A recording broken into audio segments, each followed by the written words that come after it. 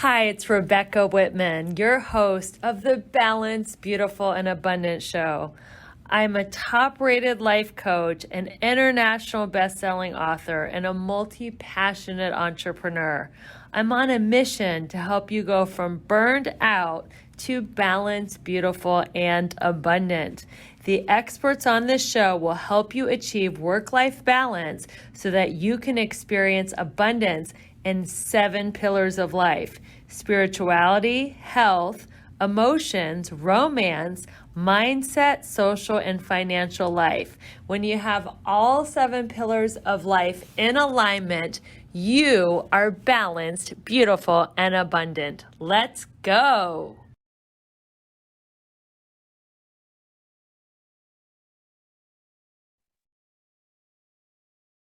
Hello, everyone, and welcome back to another episode of Secrets of the Powerful Entrepreneur, Travel Money Freedom. I'm your host, Ildiko, and I'm here to inspire you to travel, unlock your power from within, finding your answers, and feel passion, freedom, and wealth. And today we have Rebecca Whitman, the magnetic abundance mentor and international best-selling author.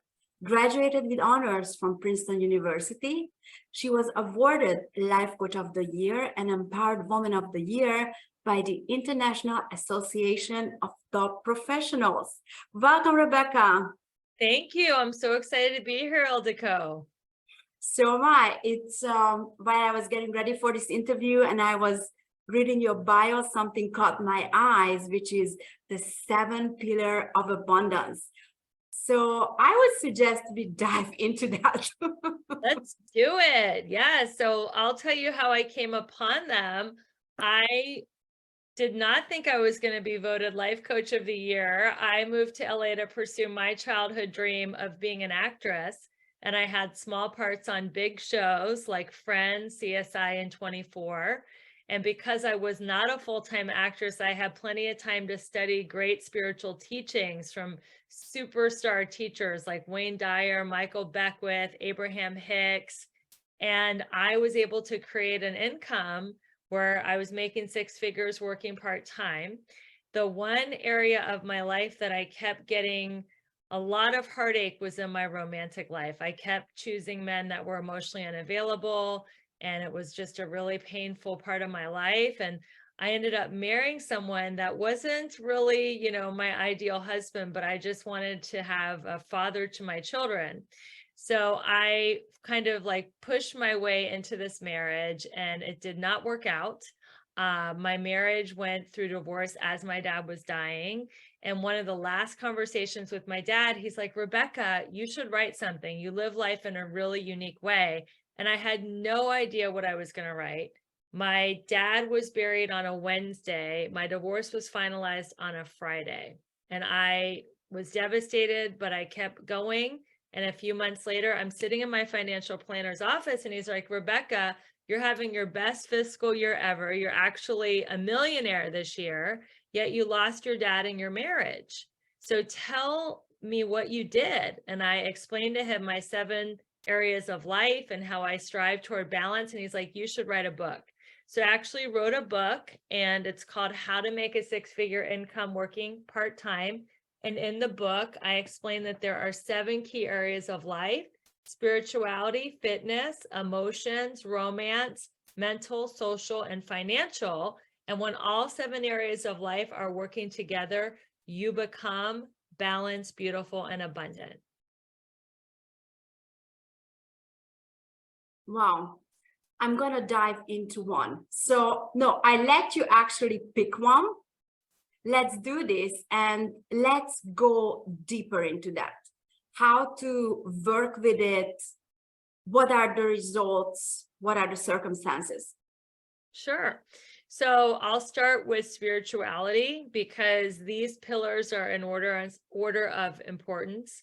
So spirituality is number 1 because when you are connected to something greater than yourself, call it universe, God, love, Jesus, Buddha, Allah, doesn't matter. Let's call it, for sake of the conversation, love. When you are connected to a greater force than yourself, you can get through anything. And I really believe having a connection with the divine in the morning is a powerful way to start your day. I was 19 and I was in a 12-step meeting, and I sat next to this woman named Janet, and she said, "Come over here. I want to show you how to write a God journal." And she gave me this beautiful journal format. And I have been using this format now for 30 years, and it has helped me start my day on a positive note, learn from the day before, celebrate my wins. Everything that I do is acknowledged in this journal, as well as the people around me, because I learned from the other people on my path. And I'm actually going to give this to your listeners. We'll talk about that at the end. So every morning I start my day. I write in this abundance journal. I will read something from spiritual literature, and then I pray. And it has been a game changer. And I have been able to walk through really painful situations, like losing my dad, losing my marriage. I've lost 2 soulmate dogs. I'm such a dog person, and I don't have kids, so my dogs are like my kids. So I've been able to walk through that with resilience, grit, and grace because of my connection to the divine. And I would encourage everyone who's listening to have a morning practice. If you're absolutely not a morning person, you can have a nighttime practice, just some way to ground yourself in the first pillar of abundance, which is spirituality. I totally agree on that. Setting the morning energy and the morning vibe is the most important thing, that you really set yourself up for success, and you really get to experience different practices and see what's working for you and what's not. So for example, I do not meditate, I move. For me, the moving is the thing, whether that is in swimming format or walking or just jumping, but we're all different and we get to find that exercise. And some things keeps coming because we didn't talk about that on this summer. Let's touch on the social pillar because it's just coming. So I think it would be extremely beneficial for all the entrepreneurs here. Sure. So when you're an entrepreneur, it can be a very frustrating journey because it takes sometimes longer to get the financial abundance that you want. So I encourage my clients to find a group of other entrepreneurs that have the same goals and the same vision. I like to say, if you find somebody who has what you want, and if you do what they did, you can get what they got. So whether that is a coach or a community or a wonderful summit, like the summit that we're on right now, some kind of community that will hold you up and lift you high and carry you through those frustrating times. It also, being in a community, can give you a chance to be of service and give back and be a mentor. And there's so much reward that comes from being of service. And I think in this high-tech era, people are at home and they're hiding behind their computers and their cell phones. And there's never been more loneliness, depression, even suicide, because people are isolated in technology. The whole point of technology was to connect everyone through the World Wide Web, and we're all connected into one world. So find your tribe, find groups online that you can connect with, that you can have a community with. This is so true. Loneliness, it's a really big issue. So what would you suggest? I know you said find communities online, but if you feel lonely somewhere, how do you find those people in your area? Yeah, so I love going to work at a coffee shop. I mean, as long as you have a computer or a cell phone and Wi-Fi, you can work around other people. So if you are feeling lonely and isolated working at home as an entrepreneur, go work at a coffee shop or cafe. You can go to classes, yoga classes or dance classes, fitness classes. You can go to spiritual groups like churches or temples, or you can also go to like a dog park, join a cooking class, do something that you love to do, and you'll find like-minded people who will want to do that too. There's even on the app Bumble, it used to be a dating app. Now there's a friend portion of the app Bumble. So there's so many different ways to meet online. I had a client who she loved walking in nature. And there's actually a Facebook group for people who want to talk on the phone to each other while they're walking in nature. So there's so many ways to socialize, both on the phone and in person. Networking groups are awesome. Live training seminars and events. I'm so glad that they have brought back live events. And it's just, doing a Zoom class is great. I love Zoom, but there's a magic that happens when you're in person with people. I totally agree on that. It's the magic really happens when you connect. So, for example, I moved here to Panama City, Panama as a solo traveler, and I only had one friend, but I mean, she's not available always, right? And so I really got to go there to meet other people. And these are exactly the tools I did, but you were just talking about. So, Rebecca, fill us in as an entrepreneur and as a successful woman. How did you find your power? Well, I used to not have my power. So you have to not have something sometimes in order to have it. I feel like society, especially with women, disempowers them. They tell them that they're only worthwhile if they're young, if they look perfect, if they're a mom, if they have kids. They have to fit into this box. And I didn't fit into that box. And I had to make a decision that I was going to love myself and that I was not going to be brainwashed by society to be valuable only if I fit into a certain mold. I had to empower myself and say, you know what? I don't have kids. I'm not a size 0. I'm not 25 years old. I started my entrepreneurial journey in my 40s, and that's okay. And I made a decision that I was going to love myself no matter what the ads were telling me on the, on the TV or what the social media influencers were doing. I was just going to love myself no matter what. And I also wasn't going to hide my voice anymore. I was so tired of being a people pleaser. I had the disease to please, and I could be whatever I thought you wanted me to be, but I was being very disingenuous and disempowering to myself. So I have learned that it's okay to be polarizing. That way I will either have raving fans, or the people who don't resonate with me will walk away. And I'm okay with that. I'd rather be, loved by a few than liked by many. Our journey is very similar. Let's leave it like that. So as an entrepreneur, can you give a couple of tips and tools for those who feel stuck, who feel lost? What were your biggest lessons and you made the biggest shift with? As an entrepreneur, or even in any of the pillars, if you feel stuck in your fitness and you're not losing weight, or you feel stuck in your love life and you're not meeting the one, tracking is a great way to get you unstuck. So I feel like so many entrepreneurs, we're busy, but we're not productive. We are like checking our emails, checking our social, we're staying busy, but nothing's getting done. So we have to take our focus back. Our focus is getting less and less and less. The whole world is getting ADD because we're used to pings and dings and notifications.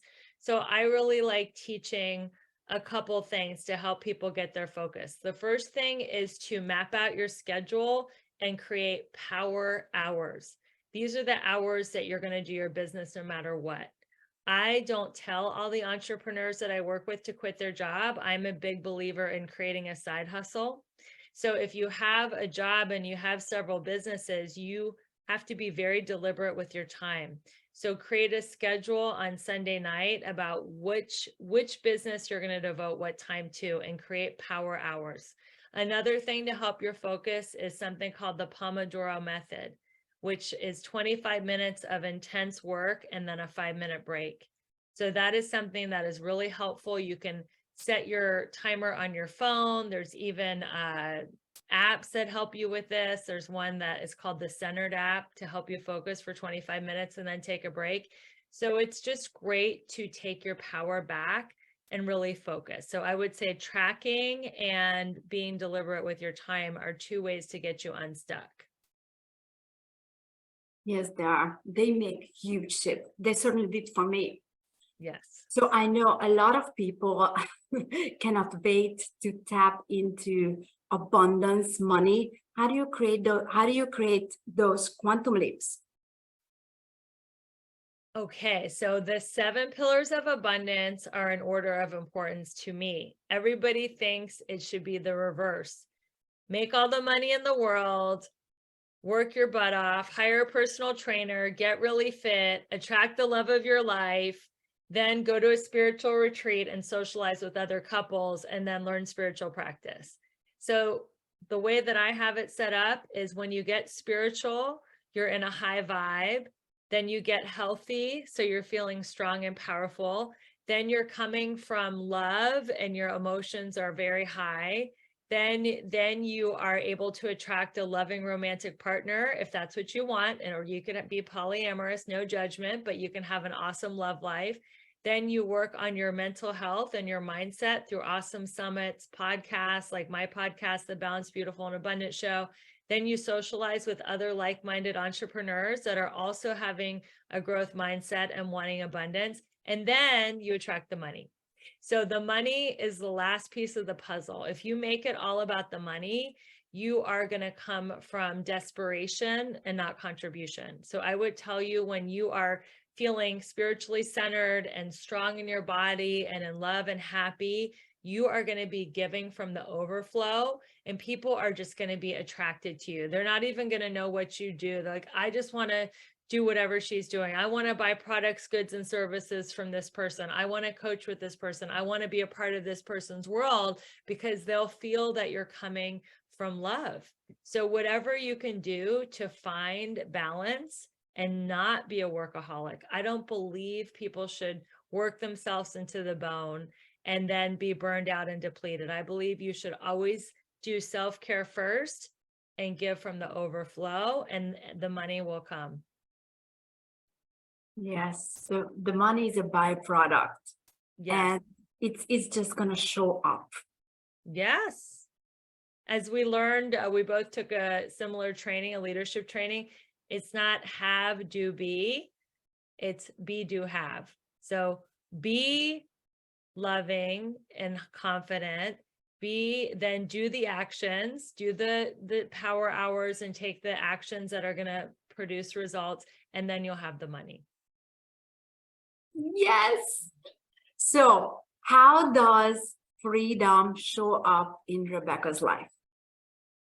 To me, money for accumulation is greed, but money is energy, and energy is power, and the power is freedom. The freedom to do what you want, when you want, where you want, and with whom you want. So for many years, women did not have money, so they had to stay in abusive, unloving marriages, and they had to just give their time and their life for food and shelter. But now that women have learned how to make money and work, we have taken our power back, and now we have the freedom to enjoy life and to do what we want, when we want, where we want, and with who we want. Yes, we have taken our power back. Exactly. So I have seen on Facebook that you are traveling as well, and a lot of people here are excited about traveling. So what places do you go to? Which is your favorite place? And has traveling brought you any shifts in your life? What did you learn? That's such a great question. So I went to Italy when I was in college, and I took like a 25-year break from traveling. I didn't leave the country for 25 years. Then I live in Los Angeles. I started to go to Mexico. Then COVID hit. And then after COVID, I went back to Mexico. I recently got married. We went to Fiji for our honeymoon, which was an absolute dream. I love Fiji. The people there are so kind and so happy. And then just last fall, we went to Portugal and Spain. My favorite two countries during that trip were Lisbon, Portugal, and Barcelona, Spain. And I just love traveling. God, how has traveling shifted me? It has given me perspective. It has given me gratitude for what I have. It has shown me that we're all connected, even if we live in different countries and come from different cultures and society. We're all humans. We all want to love and be loved, and we want to connect. Like people want to connect. They want heart-center connection, eye contact, smiles. Even if you don't speak the same language, it doesn't matter. You can connect with anyone if you're open-hearted. That was beautiful. And it's so true. You really don't need to speak the language. It's not about that. It's an energy, connection, opening your heart, being present, actually, that you see what's happening in the moment. So Rebecca, how do you flirt with life? That's a funny question because I have a Gemini moon, which is the flirt of the zodiac. I flirt with life by smiling at the world. I don't care if it's dogs, people, children.